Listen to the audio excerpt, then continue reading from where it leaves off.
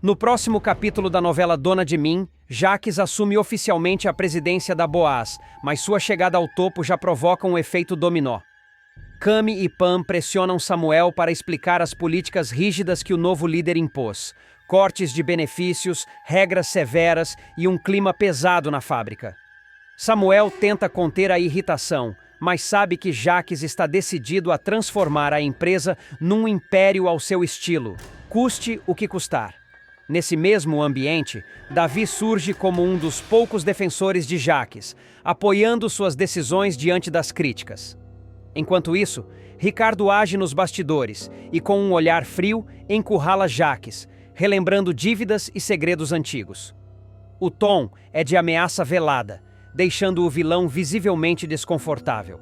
Pouco depois, o próprio Ricardo cruza o caminho de Tânia e a provoca sobre seus sentimentos por Jaques. Ela tenta disfarçar com um sorriso, mas não consegue esconder o nervosismo. Em paralelo, Tânia, sozinha com Jaques, implora por perdão, na tentativa de recuperar espaço no coração dele. Antes de continuar, clique no botão de gostei, se inscreva no canal e comente uma nota de 0 a 10 para a novela.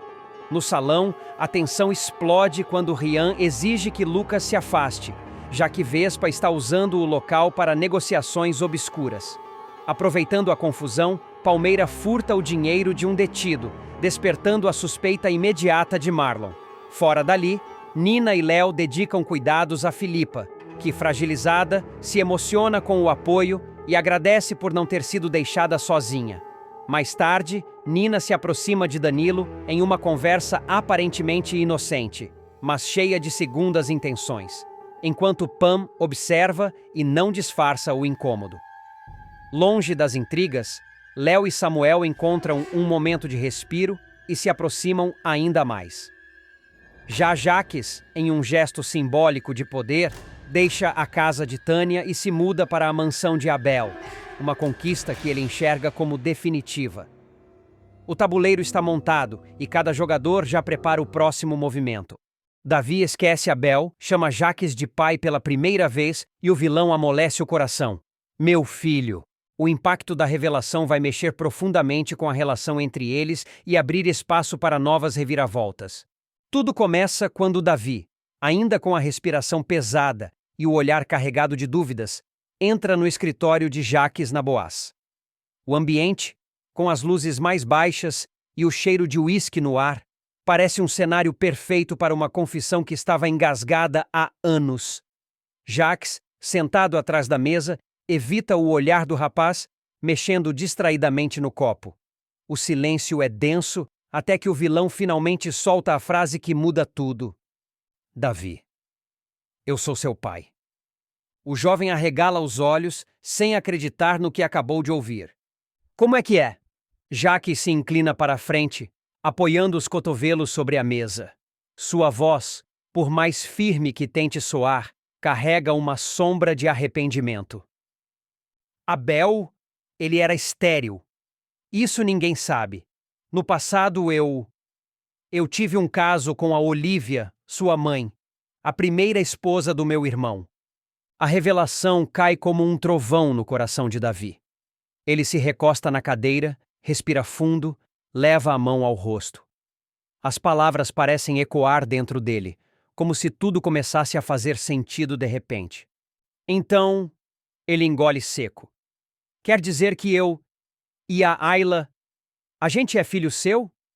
Jaques confirma com um aceno lento, o olhar pesado de quem carrega o peso de um segredo há muito tempo. No primeiro momento, o choque paralisa o rapaz, mas aos poucos, uma estranha serenidade toma conta dele.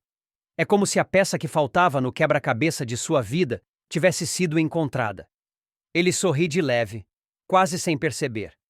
Eu acho que entendo agora. Jaques o observa, surpreso pela calma. Entende o quê? Porque o Abel sempre me tratou diferente. O Samuel ele aceitou, mas eu nunca. Sempre teve uma distância, sempre aquele olhar meio distante. Agora, tudo faz sentido. O tom magoado de Davi deixa claro que, por mais que aceite a revelação, há feridas antigas ainda abertas. Jaques, percebendo o risco que corre, se apressa. Davi, ninguém pode saber disso. Eu prometi para Olívia. Nunca contei sobre esse caso para ninguém, nem pro Abela. Você não imagina a confusão que isso pode causar. Davi encara o homem que agora sabe ser seu pai biológico. Há um misto de respeito e desconfiança nos olhos dele. Tá, mas e a Ayla? Ela sabe? Não. E é melhor que continue assim. A conversa muda de tom. Jaques abre uma garrafa de uísque e serve 2 copos, empurrando um deles para Davi. Pelo menos agora a gente pode brindar como pai e filho. O rapaz segura o copo, hesita por um segundo, mas acaba aceitando. Os dois bebem juntos e um clima mais leve começa a surgir. Davi pega a guitarra que costuma deixar encostada no canto do escritório e começa a dedilhar alguns acordes, mas, de repente, uma das cordas arrebenta com um estalo seco. Putz, foi mal, pai. O pai escapa de forma natural, e Jaques congela por um instante, absorvendo aquela palavra que ele nunca imaginou ouvir. Um sorriso discreto surge em seu rosto. Relaxa, essa foi a sua primeira corda arrebentada. Guarda que dá sorte. Mais tarde, no mesmo capítulo, a dupla aparece na porta da Boaz, esperando um carro de aplicativo para voltar para casa. A noite está fria, e os dois permanecem lado a lado. A gente tá parecendo 2 vira-latas abandonados aqui na calçada, brinca Jaques, enfiando as mãos nos bolsos. Davi olha para o celular e vê a notificação. A corrida foi cancelada. Calma, já tem outro vindo. Desde que o Luizão morreu, eu parei de dirigir depois de beber. E também não entro no carro de ninguém que tá assim. Foi mal. Jaques dá de ombros, sem pressa. Tudo bem. Se o meu filho faz questão, eu espero esse carro de aplicativo. Davi sorri ao ouvir a palavra filho mais uma vez. É como se naquele instante, um pedaço da carência que carregou a vida toda começasse a se preencher. Cara, ainda tenho que me acostumar com isso, pai. O momento é breve, mas significativo. Nos próximos capítulos, essa nova aproximação entre Jaques e Davi promete mudar completamente o rumo das alianças dentro da Boaz, provocar ciúmes, expor segredos antigos e, quem sabe, despertar um lado do vilão que... Nos corredores da Boaz, enquanto Jaques e Davi esperam o carro, Samuel passa de longe, observando os dois conversarem com uma proximidade que nunca tinha visto antes. Ele franze o senho, incomodado. A cena parece fora de lugar.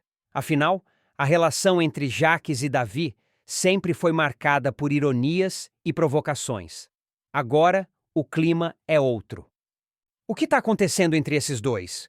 Murmura para si, antes de seguir seu caminho, decidido a descobrir. Naquela mesma noite, Ayla recebe uma ligação de Davi. A irmã estranha o tom suave da voz dele, como se quisesse falar algo importante, mas não tivesse coragem. Tá tudo bem com você? Ela pergunta. Tá, é que acho que a gente precisa conversar. Tem coisa que eu descobri, mas não sei se devo contar agora. Ayla insiste para que ele fale, mas Davi desconversa. Melhor deixar para depois. Só. Confia em mim. Enquanto isso, em outro ponto da cidade, Tânia se encontra com uma amiga no bar e comenta, sem perceber o peso das palavras. O Jaque está diferente, acredita?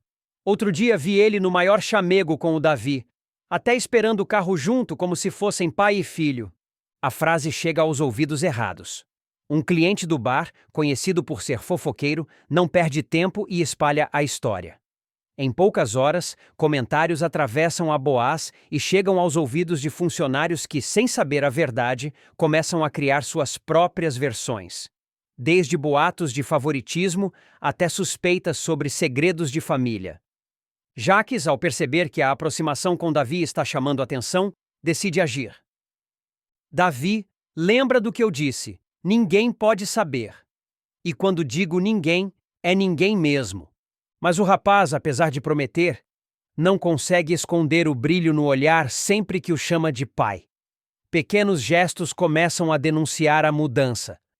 Uma conversa mais demorada, um conselho que antes seria rejeitado, um almoço compartilhado no refeitório.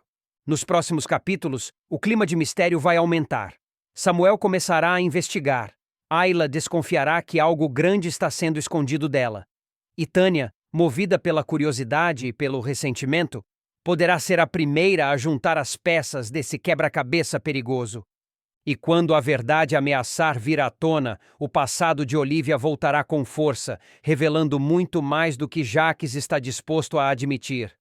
Na manhã seguinte, a movimentação na Boaz parece normal, mas por baixo da rotina há um clima estranho. Samuel, que não dormiu direito pensando na cena da noite anterior, decide agir. Ele chama Ayla para um café no refeitório e dispara. Você reparou que o Davi e o Jacques estão diferentes? Ayla, surpresa, responde. Diferentes como? Mais próximos. E não é aquele mais próximos normal. É outro tipo de coisa. Quase como, sei lá, como pai e filho. Ayla dá uma risada curta. Você tá viajando. O Jacques e o Davi não se suportam desde sempre. É, mas algo mudou. E eu vou descobrir o quê. Enquanto isso, no escritório, Jacques recebe a visita inesperada de Tânia. Ela chega sem avisar, com um sorriso falso e um olhar afiado. Fiquei sabendo que você e o Davi estão inseparáveis agora, diz deixando a frase no ar. Jacques se recosta na cadeira, estudando cada movimento dela. Você anda ouvindo demais o que falam por aí, Tânia. Cuidado para não se queimar. Mas Tânia, provocadora, não recua. Só estou dizendo, segredos têm pernas curtas. Do lado de fora, Davi passa pelo corredor e escuta parte da conversa. O coração acelera. Ele sabe que se Tânia desconfiar, não vai descansar até arrancar a verdade, nem que para isso tenha que destruir todo mundo ao redor. No fim do dia, Davi e Jacques deixam a Boaz juntos novamente. No caminho, o rapaz percebe que um carro preto o segue por alguns quarteirões. Pai, você tá vendo isso? Pergunta, num tom quase sussurrado. Jacques olha pelo retrovisor do carro do aplicativo e estreita os olhos. Tô vendo. E não gosto nem um pouco. A relação entre pai e filho vai ser colocada à prova por suspeitas, perseguições e ameaças. Segredos antigos estarão prestes a explodir. E a revelação sobre Olivia poderá ser apenas o primeiro passo para um escândalo ainda maior, capaz de abalar a família inteira. Sofia deixa a mansão após ser expulsa por Jacques. O clima na mansão Boaz vai ficar insuportável. Depois de uma sequência de provocações e ofensas, Sofia vai perder o controle e cometer um ato de pura vingança contra Jacques. E o preço que ela vai pagar será altíssimo. O resultado? A jovem será expulsa da casa onde cresceu, sentindo-se traída até por aqueles que ama. Tudo vai começar numa manhã aparentemente tranquila, quando Jacques, mais uma vez, passar pelo corredor da mansão, distribuindo ordens como se fosse o dono absoluto. Ele já havia tomado para si o comando do local, decidindo desde o que seria servido no café da manhã até as visitas que poderiam ou não entrar. Rosa tentará manter a calma, mas a forma como o filho fala com Samuel e Sofia será cada vez mais agressiva e sarcástica. Acorda, princesa! Aqui não é hotel! Soltará ele, ao ver Sofia descendo as escadas ainda com sono. E você não é dono da casa, tio! Retrucará ela, com o olhar desafiador. Não sou dono, mas mando mais que você. A frase vai queimar na cabeça da menina durante todo o dia. E quando, à tarde, ela entrar na sala de música e ver a fileira impecável das guitarras de Jacques, o plano de vingança vai nascer. Sem pensar muito, ela pegará uma por uma e levará até a piscina. O som das madeiras batendo contra o azulejo, o mergulho lento das cordas na água e o cheiro de verniz misturado com cloro vão marcar o momento. Quando Jacques voltar e se deparar com a cena, seus gritos serão ouvidos até na rua. O que você fez, sua pirralha mal agradecida? Samuel, que estará no quintal, correrá para defender a irmã. Você não vai encostar nela, dirá segurando o braço do tio. Da minha casa, eu boto para fora quem eu quiser. E essa menina vai sair daqui agora. Rosa entrará tentando acalmar os ânimos, mas Jacques não vai recuar. Ou ela sai ou eu coloco todos vocês na rua. Quero ver quem vai pagar as contas depois. A matriarca hesitará. De um lado, o amor pela neta. Do outro, o receio de que o confronto com Jacques piore a situação de todos. com a voz embargada, soltará. Pensando bem, vai ser bom a Sofia passar uns dias longe de casa, na Ayla, por exemplo, até tudo se acalmar. Sofia, que estará ouvindo tudo escondida atrás da porta, entrará de repente com os olhos marejados. Então é isso? Vocês vão me mandar embora? Samuel tentará suavizar. Não é bem assim, Sofia. É que o que você aprontou com o Jaques deixou ele muito zangado. Talvez seja melhor você passar uns dias em outro lugar. Se for na casa da Léo, eu quero, responderá cruzando os braços. Rosa até concordará, mas Samuel ficará com um pé atrás. No carro, a caminho da casa de Léo, ele verá Ryan no portão e mudará de ideia na hora. Desculpa, maninha. Melhor você ir para a casa da Ayla e da Gisele. O rosto da menina murchará na hora, mas ao chegar lá e conhecer Bira, o cachorro bagunceiro das duas, o sorriso voltará. Esse que é o Bira? Oi, Bira! Dirá, enquanto o cão pula para lamber seu rosto. Nos primeiros dias, Sofia vai se esforçar para se adaptar. Ayla vai ajudá-la com as tarefas escolares, Gisele a levará para passeios rápidos pelo bairro e o cachorro será seu companheiro constante. Mas, à noite, sozinha no quarto de hóspedes, ela ficará olhando para o teto, lembrando cada palavra dita por Jaques e prometendo a si mesma que vai voltar para a mansão. Enquanto isso, na mansão, Jaques conversará com Ricardo, exibindo um ar vitorioso. Menos uma pedra no meu sapato. Agora a gente vai ter paz. Mas Samuel no quarto estará no telefone com alguém misterioso sussurrando. A gente precisa agir logo. Ele acha que venceu, mas não sabe o que está por vir. No dia seguinte, Ayla perceberá que Sofia anda mais calada e tentará puxar assunto. Você sente falta de lá, né? Sinto, mas não do Jaques. Sinto da minha avó, do Samuel e da minha cama. A tensão aumentará quando Gisele chegar da rua com a notícia de que Jaques anda falando mal de Sofia para os vizinhos, insinuando que ela é mal educada e ingrata. Isso deixará a garota furiosa. Ele não perde por esperar. Eu vou provar que ele é pior do que todos pensam. Enquanto isso, Rosa começará a notar que a ausência da neta deixa a casa estranhamente silenciosa. Jaques, percebendo o desconforto da mãe, vai tentar manipular a situação, fingindo que sente falta de Sofia para conquistar a confiança dela. Mas nos bastidores estará tramando outra jogada para se consolidar como o único dono das decisões na mansão. Samuel, por sua vez, começará a investigar um ponto fraco do tio. Ele suspeita que Jaques está desviando dinheiro da Boaz e vai tentar encontrar provas usando a ausência da irmã como justificativa para se afastar da casa e agir sem levantar suspeitas. Enquanto isso, na casa de Ayla, Sofia vai ganhando aliados. Além de Bira, que não desgruda dela, a menina conquistará Gisele, que começará a defendê-la com unhas e dentes. As duas até bolarão pequenas armadilhas para brincar com Jaques quando ela voltar.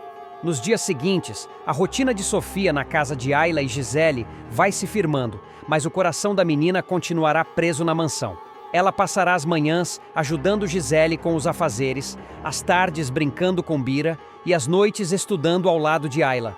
Porém, à medida que o tempo passa, a saudade de Rosa e Samuel vai se intensificando. Certa noite, enquanto todos dormem, Sofia pegará o celular emprestado de Ayla e enviará uma mensagem para o irmão. Samuca, me tira daqui! Eu não aguento mais ficar longe de vocês. Samuel, que estará revisando documentos suspeitos de Jaques no escritório da Boaz, lerá a mensagem e ficará dividido. Ele sabe que trazer Sofia de volta sem antes desmascarar o tio pode colocar todos em risco. Mas a angústia naquelas poucas palavras o fará apertar os punhos, determinado a agir mais rápido. Na manhã seguinte, Rosa acordará cedo e, ao tomar café sozinha, sentirá um vazio profundo. Sem perceber, deixará escapar para si mesma. Minha netinha, essa casa sem você não é a mesma. Mas Jaques, sempre atento, ouvirá e aproveitará para plantar veneno. Mãe, a Sofia é boa menina, mas precisa aprender a respeitar os mais velhos. Isso vai fazer bem para ela. Enquanto isso, no escritório da Boaz, Ricardo se encontrará com Jaques e comentará em tom conspiratório. A ausência da garota facilitou tudo. Samuel está com a cabeça em outra coisa e a Rosa está vulnerável. Jaques sorrirá de canto. Exato. E quando menos esperarem, eu vou assumir a empresa de vez. Só que o vilão não imagina é que Samuel já conseguiu um contato no setor de contabilidade disposto a entregar provas do desvio de dinheiro. Ele marcará um encontro secreto para o fim de semana. Enquanto isso, na casa de Ayla, Sofia ouvirá uma conversa animada entre Gisele e um vizinho sobre um baile beneficente que vai reunir grande parte dos moradores da cidade, inclusive Jaques. Os olhos da menina brilharão com uma ideia. Ayla, se eu for nesse baile, eu posso falar com a vovó. É minha chance. Ayla hesitará. Sofia, não sei se é boa ideia você se meter nisso agora, mas a menina será insistente. Ele vai estar lá, mas eu não tenho medo. E se eu aparecer do nada, todo mundo vai ver que eu não fiz nada de errado. No sábado à noite, Ayla e Gisele cederão e levarão Sofia ao evento, vestida de forma simples, mas com um olhar firme. O salão estará lotado, repleto de convidados importantes. Rosa, ao ver a neta, levará a mão à boca surpresa e emocionada.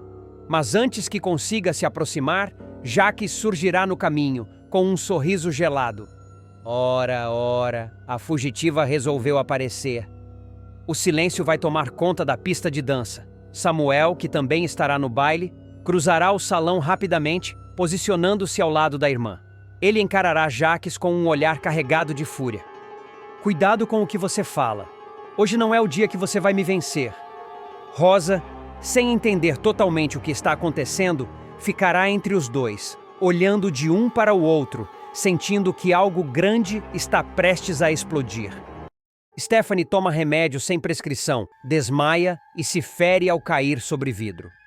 A tensão vai tomar conta da casa quando Stephanie, no auge da pressão para ser a melhor, acabar exagerando na dose de um medicamento sem prescrição médica e colocar sua saúde em risco.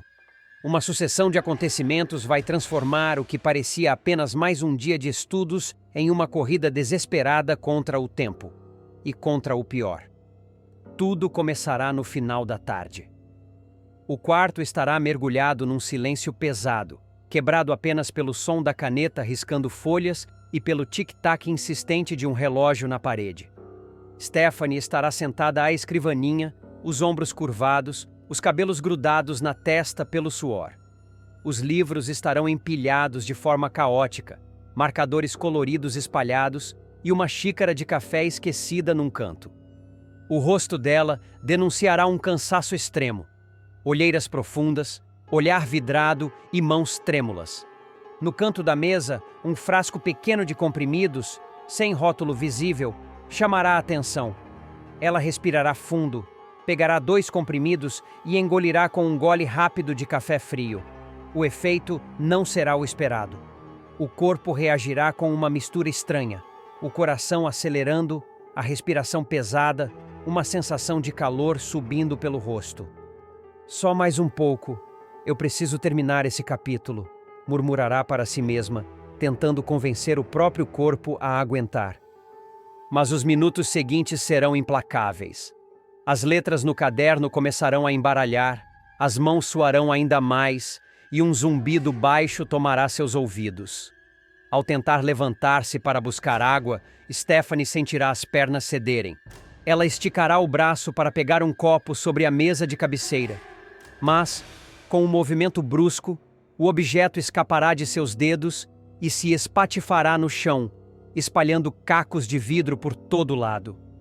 Num reflexo automático de tentar evitar o tombo, ela apoiará a mão no chão, direto sobre os estilhaços. O corte será imediato e uma fina linha de sangue começará a escorrer pela palma. Mas ela mal terá tempo de processar a dor física. 1 segundo depois, o corpo cederá completamente e ela desabará sobre o piso frio, ofegante e com os olhos semicerrados. Nesse momento, a porta se abrirá bruscamente. Léo, que vinha trazendo um lanche, congelará ao ver a cena. O prato cairá de suas mãos, espalhando migalhas e suco pelo chão. Stephanie! Stephanie, acorda! Socorro, Samuel! Gritará ela, a voz tomada pelo desespero. Os passos apressados ecoarão pelo corredor. Samuel e Yara aparecerão juntos, o rosto de ambos estampando o pânico. Meu Deus, minha neta! Exclamará Yara, ajoelhando-se ao lado da jovem, tentando tocá-la sem piorar o ferimento na mão. Samuel, com a respiração acelerada, não perderá tempo. Passará um braço por baixo dos ombros de Stephanie e outro por suas pernas, erguendo-a com firmeza. Vamos pro carro agora. Léo, pega a bolsa dela. Ordenará. Atravessarão a sala com pressa, quase tropeçando nos móveis. Léo, aflita, seguirá de perto, já ligando para o pronto-socorro. Vó, eu ligo quando chegar no hospital, dirá ela, ao entrar no carro com Samuel e Stephanie. O trajeto até o hospital será tenso. Stephanie, com o olhar turvo, tentará balbuciar algo, mas a voz sairá fraca demais. Samuel, ao volante, apertará os dentes, acelerando mais do que o normal. Yara, no banco de trás, segurará a mão da neta com delicadeza, enquanto tenta controlar o próprio choro. Mais tarde, já ao anoitecer, a porta da sala se abrirá lentamente. Stephanie estará de volta, o rosto pálido, mas a respiração mais estável. A mão estará enfaixada e ela andará devagar, apoiada em Léo. Graças a Deus! Senta aqui, minha neta, dirá Yara, abrindo espaço no sofá e ajeitando uma almofada para acomodá-la. Léo, ainda sem soltar o braço da irmã, fará a revelação. A pressão dela aumentou muito. A Stephanie estava usando estimulantes sem prescrição médica. O médico disse que foi por pouco. Stephanie abaixará a cabeça envergonhada. A voz sairá baixa, quase um sussurro. Eu quis tomar. Eu só queria ser melhor e me arrebentei. Léo completará com um olhar de cumplicidade, mas também de advertência. O corte foi superficial, nem precisou levar ponto. Mas não é isso que tá doendo, né, irmã? Nesse instante, Samuel entrará na sala com um copo de água. Entregará para Stephanie e se sentará ao lado dela. Aqui, agora precisa beber bastante água, dirá, observando atentamente cada gesto dela. A jovem aceitará o copo, mas, antes de beber, deixará escapar com lágrimas contidas. Me perdoa, vó. Não tô dando conta de realizar o sonho de vocês. Mas Yara não permitirá que ela continue. Segurará o rosto da neta com as duas mãos e falará com ternura, mas de forma firme. Minha neta, por favor. Sua existência já é o nosso sonho. Não quero saber de você tomando nada para estudar mais, trabalhar mais ou ser mais nada. Você já é o suficiente. O clima, no entanto, ainda estará carregado. O olhar de Samuel se desviará para o frasco de comprimidos que Léo havia colocado sobre a mesa de centro. O pequeno pote, agora vazio, será um lembrete silencioso de que algo precisa mudar, e rápido. Yara acariciará os cabelos da neta, enquanto Léo, num canto, ainda terá o coração acelerado, pensando no que poderia ter acontecido se tivesse chegado alguns minutos depois. O que ninguém imaginará é que esse episódio será apenas o início de uma série de tensões que colocarão à prova não apenas a saúde de Stephanie, mas também a união e os limites da família. No hospital, o corredor cheirando a desinfetante e o som distante de passos apressados vão compor o cenário de tensão. Samuel entrará carregando Stephanie nos braços, seguido de Léo, que tentará explicar o ocorrido para a recepcionista com a voz trêmula. Ela tomou estimulantes, sem receita, caiu, cortou a mão e quase desmaiou completamente, dirá, entre pausas para recuperar o fôlego. O caminho de volta para casa será mais silencioso do que a ida. No banco de trás, Stephanie encostará a cabeça no ombro da avó, enquanto Léo observará a rua pela janela, pensativa. Quando chegarem, Yara a conduzirá até o sofá, e a cena que já havia começado antes da ida ao hospital se repetirá. Afeto, advertência e um aviso que ecoará na casa. Não quero saber de você colocando a própria vida em risco para ser melhor em nada. Você já é suficiente, repetirá Yara, reforçando cada palavra como se fossem um juramento. Léo pegará o frasco de comprimidos da bolsa e o colocará sobre a mesa, encarando-o como um inimigo invisível. Samuel, ainda de pé, cruzará os braços e suspirará fundo. Amanhã cedo eu vou atrás de saber quem vendeu isso para você, dirá, a voz grave e firme. Stephanie abaixará os olhos, sentindo o peso da promessa. O resto da noite seguirá com todos no mesmo ambiente, mas em silêncio. O som da televisão ligada será apenas um pano de fundo distante para os pensamentos de cada um.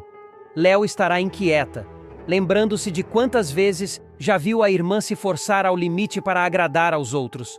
Samuel pensará nas responsabilidades que carrega e no quanto falhou em proteger a sobrinha dessa pressão. Yara, apesar de estar ao lado de Stephanie, sentirá um medo profundo de que aquilo volte a acontecer.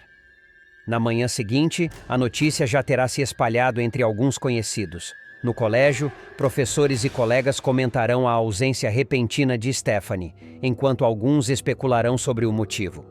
Mensagens chegarão ao celular dela, mas ela não terá coragem de responder. Léo, preocupada, decidirá faltar ao trabalho para ficar em casa. Ao entrar no quarto da irmã, verá os livros empilhados e o material de estudo espalhado exatamente como estava antes do acidente. A única diferença será o copo quebrado, agora ausente, substituído por um pequeno espaço vazio no criado mudo. Um silêncio visual que reforçará a lembrança da queda. A gente precisa conversar, Steph, mas no seu tempo, dirá, antes de sair e fechar a porta devagar. Samuel se dedicará a uma investigação lenta e silenciosa contra Jacques. O clima nos corredores da Boaz já estará carregado de tensão e cada passo do empresário será calculado para não levantar suspeitas do inimigo. Mas desta vez, ele não caminhará sozinho. Uma nova aliada surgirá para fazer a diferença. Tânia, que estará tomada por uma sede de vingança tão intensa que a transformará numa peça-chave no jogo contra o vilão. A aproximação entre os dois começará de maneira quase casual, mas carregada de intenções ocultas. Tânia, cansada de ser subestimada, enxergará em Samuel uma oportunidade de atingir Jacques onde mais dói, no orgulho e no poder. A aliança se formará a partir de uma revelação explosiva que ela fará ao rapaz. A existência de alguém que guarda um segredo precioso sobre Jacques e que o mantém sob controle há algum tempo.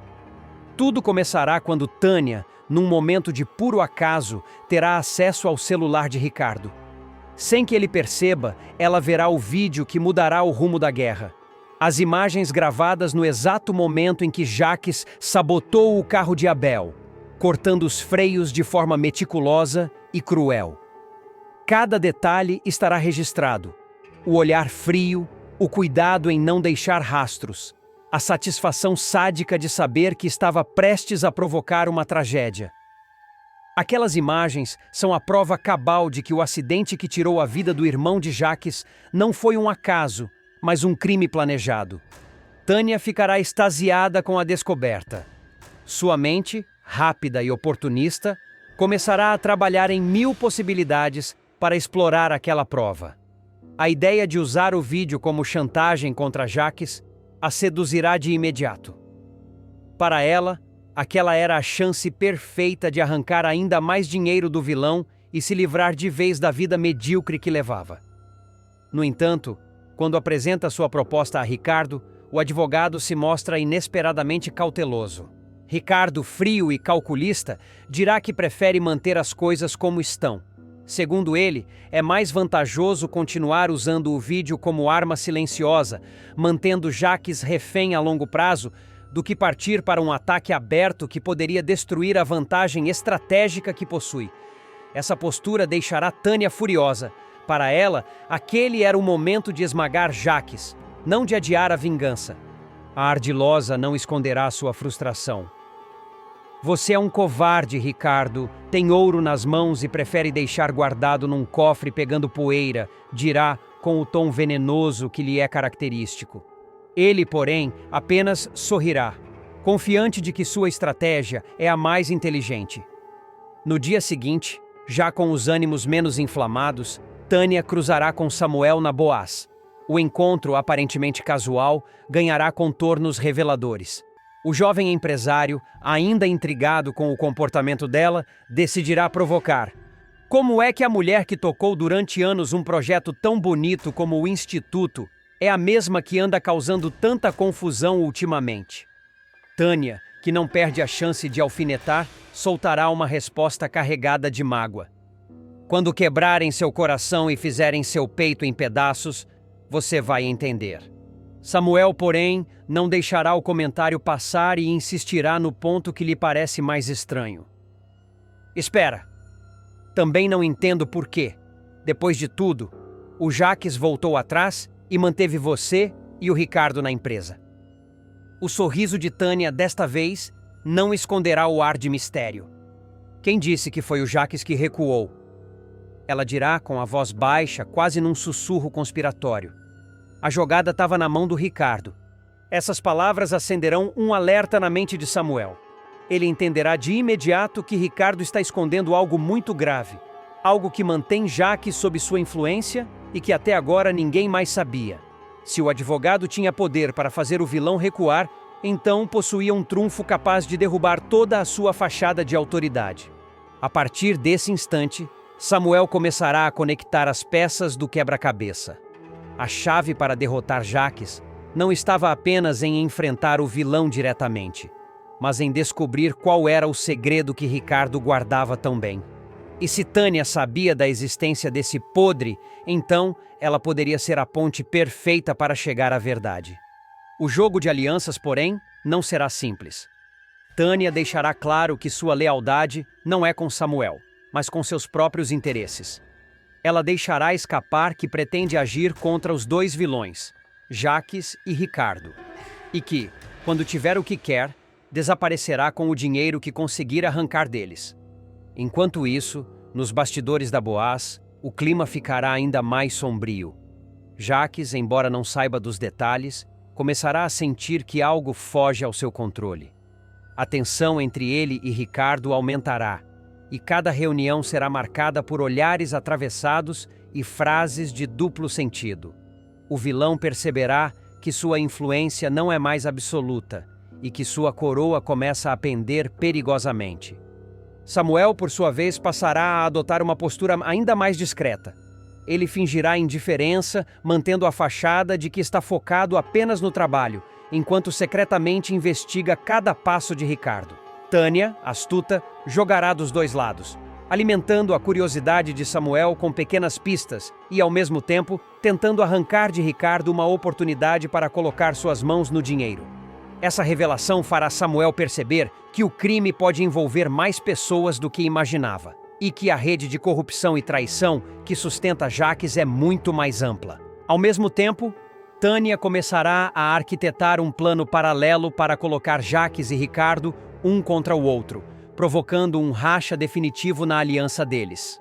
A cada passo, o perigo aumentará, pois, se Jaques desconfiar do que ela sabe, não pensará duas vezes antes de silenciá-la para sempre. E enquanto a tensão cresce, Samuel terá que decidir: continuar jogando no campo da paciência, como Ricardo, ou aproveitar a impulsividade de Tânia para atacar o vilão de frente antes que seja tarde demais. Samuel não demorará a perceber que está lidando com dois tipos diferentes de cobra. Ricardo, frio e calculista, que prefere envenenar devagar, e Tânia, venenosa e impulsiva, que morde sem aviso. Terá que medir cada palavra para não afastar a nova aliada e, ao mesmo tempo, não revelar demais sobre o que já descobriu. Tânia, por sua vez, começará a agir como se fosse dona da situação. Aparecerá na Boaz com roupas chamativas, como quem não tem nada a esconder, provocando olhares e cochichos nos corredores. Samuel observará cada movimento. Num desses dias, ela se aproximará de sua mesa e deixará cair, acidentalmente, um pendrive. Ops, acho que isso é seu, dirá ele pegando o objeto. Talvez seja, ou talvez não. Depende de você descobrir, responderá Tânia, piscando com malícia antes de se afastar. Ao verificar o conteúdo, Samuel verá apenas fragmentos de áudios e imagens cortadas.